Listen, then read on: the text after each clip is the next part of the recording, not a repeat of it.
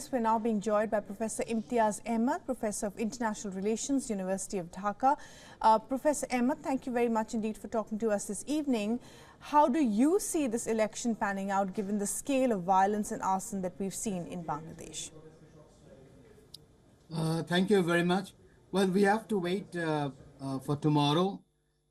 In terms of violence, I think since we map violence throughout Bangladesh, and we have the largest data on violence of last 12 years.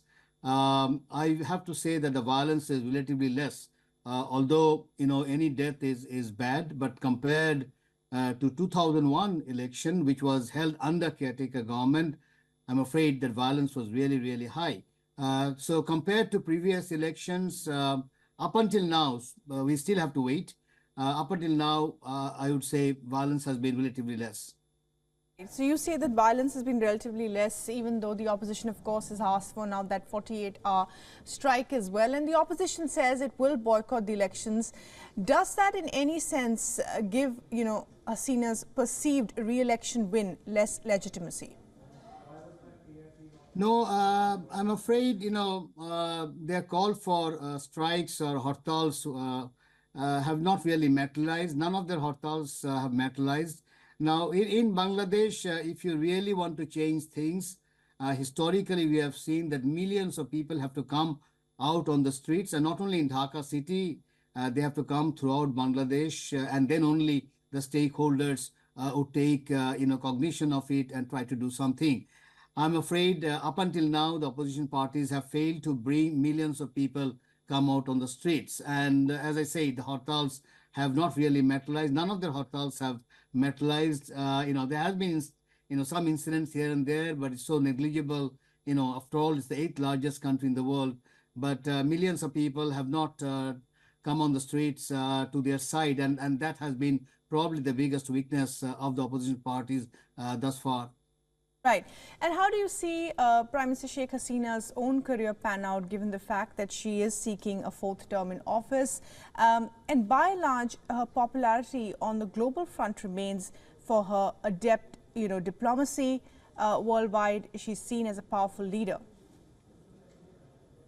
Yeah, I think she managed the global community pretty well. Yes. She had, or Bangladesh government had some hiccups with the United States.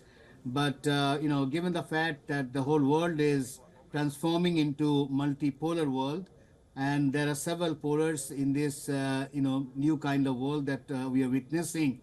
So we are not in the stage of the 70s or even early 80s where, you had the unipolar and, one particular superpower is to decide. Now here you have several polars. So what I think the Prime Minister has succeeded in impressing upon, particularly 3 big countries, of course, India, and then China, and also Russia. And of course, Japan, I would also say, in many ways, is with this particular, is with Sheikh Hasina's government. So on the whole, I think she has managed pretty well. Yes, the United States, I think, had some, different way of looking at things. But if you take last 48 hours or last 3-4 days, some of the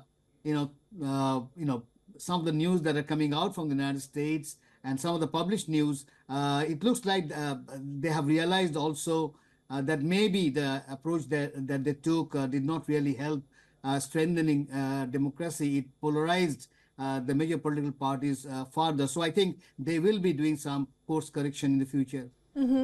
Right. It's important, Professor Ahmed, that you say that Sheikh Hasina is a political figure who has been able to have a relationship, a good one, with both India and China and Russia. That is a remarkable feature in itself.